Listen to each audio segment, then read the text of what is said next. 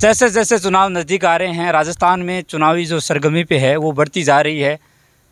कांग्रेस की बातचीत करें तो कुछ दिनों पहले एक माहौल बना था कि कांग्रेस में अध्यक्ष और मुख्यमंत्री की एक दौड़ सी मची थी।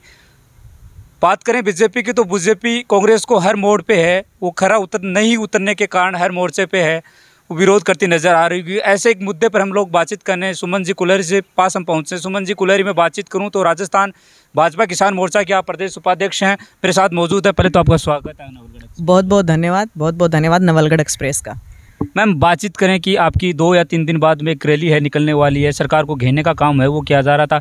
एक ऐसा मुद्दा था चुनावों के समय में जब कांग्रेस ने ये कहा था कि अपने घोषणा पत्र में कि हम अगर आप हमें ये एक बार मौका देते हो तो हम संपूर्ण कर्ज माफ़ी है वो करेंगे।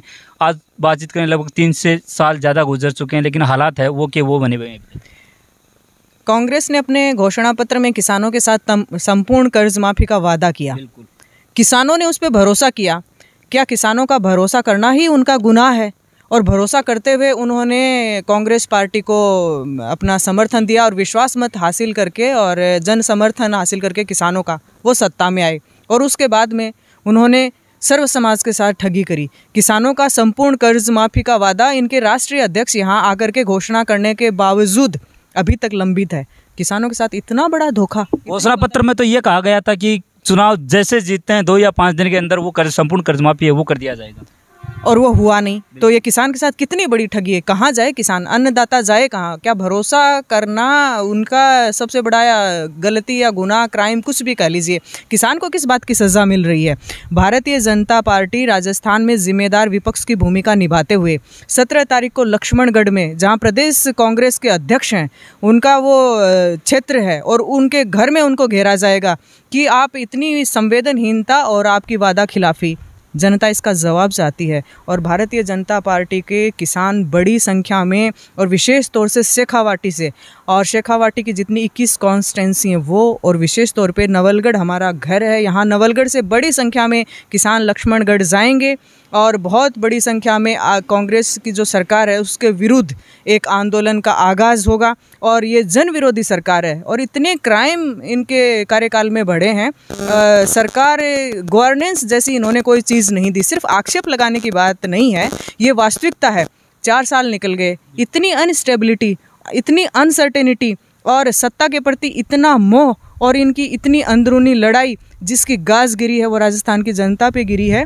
और ये सिर्फ एक जो चुनावी स्टंट नहीं है, ये वास्तविकता है कि किसानों का, सर्व समाज का, युवाओं का, महिला उत्पीड़न और अत्याचार का जो दर्द है उसको भारतीय जनता पार्टी एक मुखर विरोध करते हुए एक आवाज़ देगी। और 17 तारीख को एक बहुत बड़े आंदोलन का आगाज़ होगा जो इस सरकार की उल्टी गिनती शुरू होगी और इस सरकार को हटना पड़ेगा। ऐसे कौन से प्रमुख मुद्दे रहेंगे इस जो रैली निकाली जा रही है, घेरने का सरकार को काम किया जा रहा है, उसमें अंदर बातचीत करें तो बिजली का प्रमुख मुद्दा रहा है।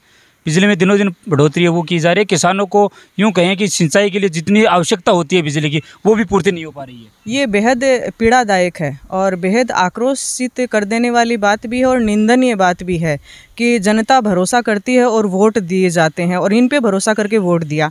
बिजली के मामले में भी इनका रिकॉर्ड ठीक नहीं है। किसान को बिजली की सुचारू सप्लाई नहीं करी और फिर इतनी महंगी बिजली। राजस्थान में बिजली की दरें जो हैं वो बहुत ज़्यादा हैं और किसान को तो हम कहते हैं कि सिंचाई के लिए पर्याप्त मात्रा में बिजली मिलनी भी चाहिए और सस्ती बिजली मिलनी चाहिए, जिसमें ये क्या इनका बिजली का बिल देने का जो टेक्निकल सिस्टम है वो इतना जटिल है कि इन्होंने उसमें क्या सरचार्ज किस तरीके से उसको ऐसा बनाया कि किसान के ऊपर और घरेलू उपभोक्ताओं पे भी बड़ा बोझ डाला है। और ये जो अतिवृष्टि हुई है इससे किसान की फसल खराब हुई है, इसमें मुआवजा मिलना चाहिए और उचित गिरदावरी होनी चाहिए बिना किसी टेक्निकल मिस्टेक के, और किसान को राहत देने वाले तरीके से, उलझाने वाला तरीका नहीं होना चाहिए। वो इस तरीके से होना चाहिए कि किसानों को उनकी फसल का उचित मुआवजा मिले।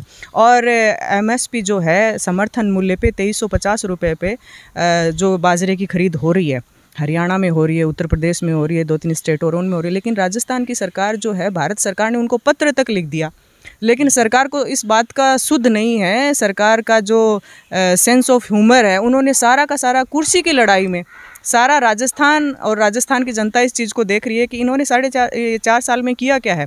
ये कोरोना के समय में भी VIP लग्जरी होटलों में बैठे रहे। जब जनता को एक संरक्षक की भूमिका की ज़रूरत थी, उस वक्त ये सत्ता की लड़ाई लड़ते हुए कुर्सी बचाने के लिए आरामदायक तरीके से लग्जरी हो, एक नहीं, ये माहौल तो राजस्थान में 2 बार बनाया है। ऐसा माहौल बना और कुर्सी बचाने के लिए नैतिकता जैसी कोई चीज़ सत्ता में रही नहीं क्या? क्या मूल्यों की राजनीति का कोई स्थान नहीं है क्या?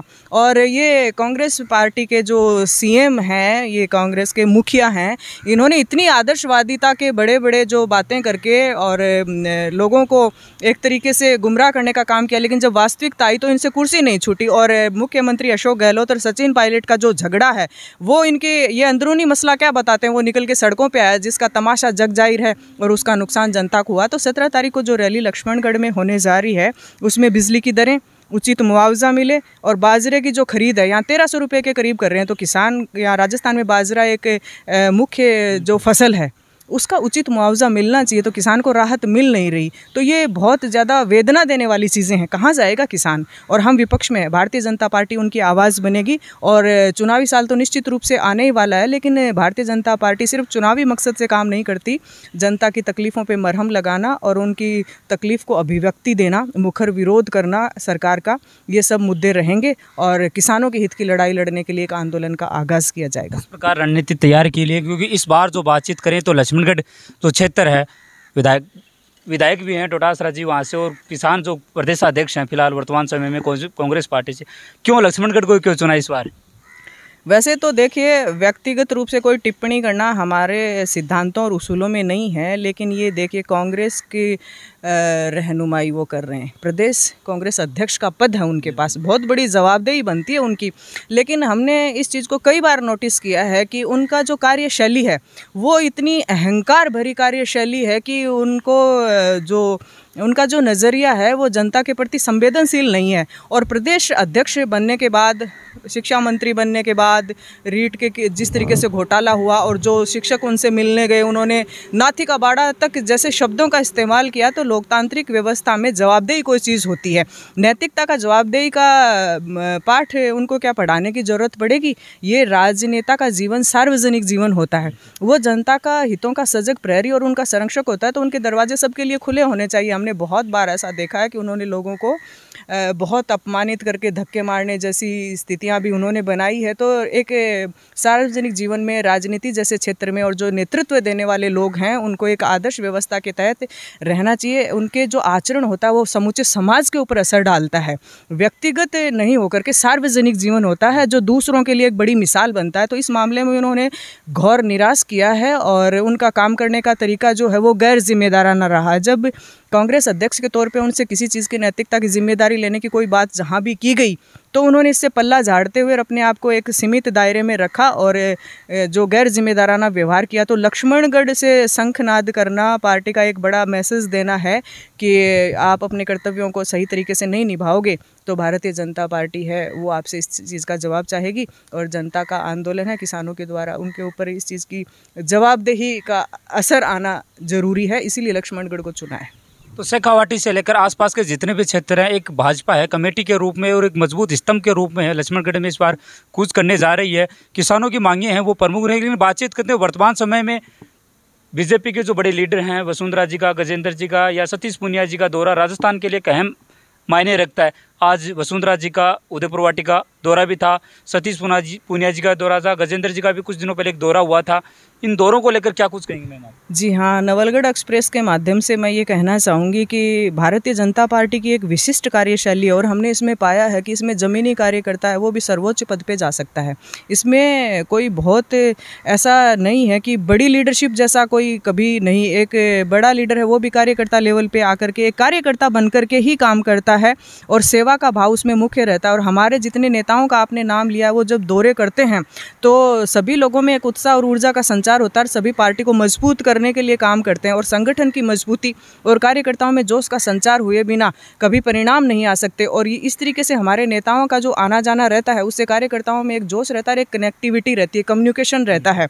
तो वो क्या काम करने के लिए एक सकारात्मक माहौल का निर्माण करता है और सारे जो नेता हैं वो कार्यकर्ताओं के साथ जुड़े रहते हैं। भारतीय जनता पार्टी का कार्यकर्ता जब चाहे नेतृत्व से बात कर सकता है। इसमें वीआईपी सिस्टम जैसा कुछ नहीं है।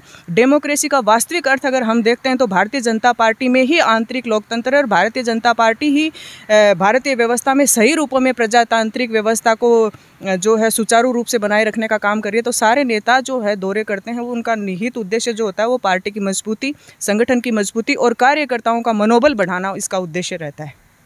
17 तारीख को ये जो घेराव है वो आप लक्ष्मणगढ़ का करने चाह रहे हैं, किस किस क्षेत्र से क्या माहौल है वो इस बार कुछ बताइए। और क्योंकि नवलगढ़ की जनता इस बार ये सुनने में आ रहा है कि काफ़ी अच्छी संख्या में वहाँ लक्ष्मणगढ़ का कूच है वो करने वाली है। जी हाँ, बिल्कुल ये बात सही है और मैं आपके चैनल के माध्यम से ये अपील भी करना चाहूँगी कि जितने भी किसान और जितने नौजवान युवा और मेरी महिला बहनें मेरी आवाज़ को सुन पा रही हैं उनसे मैं आपके चैनल के माध्यम से ये अपील करती हूँ कि ये जनता के हितों की लड़ाई है और भारत कृषि प्रधान देश है। गाँवों में हमारा जनजीवन बसता है और जब तक किसान का जीवन जो है वो सुदृढ़ और मजबूत नहीं होगा, किसान आत्मनिर्भर नहीं बनेगा, सशक्त नहीं बनेगा, गाँव की पिक्चर नहीं बदली जा सकती।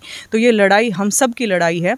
तो बड़ी संख्या में जाना भी चाहिए और आपको हम बताएं कि कार्यकर्ताओं से हमारा निरंतर संवाद है और बड़े जोश और उत्साह के साथ इस सरकार के खिलाफ आंदोलन करने के लिए लोग बड़ी संख्या में जाएंगे। शेखावटी से भी जाएंगे और विशेष तौर से आप 17 तारीख को देखना नवलगढ़ में भी आपको एक बहुत ही अच्छी स्थिति मिलेगी और बड़े जोश खरोश के साथ बड़ी संख्या में कार्यकर्ता और किसान लोग हैं वहाँ लक्ष्मणगढ़ में इस आंदोलन के लिए जाएंगे।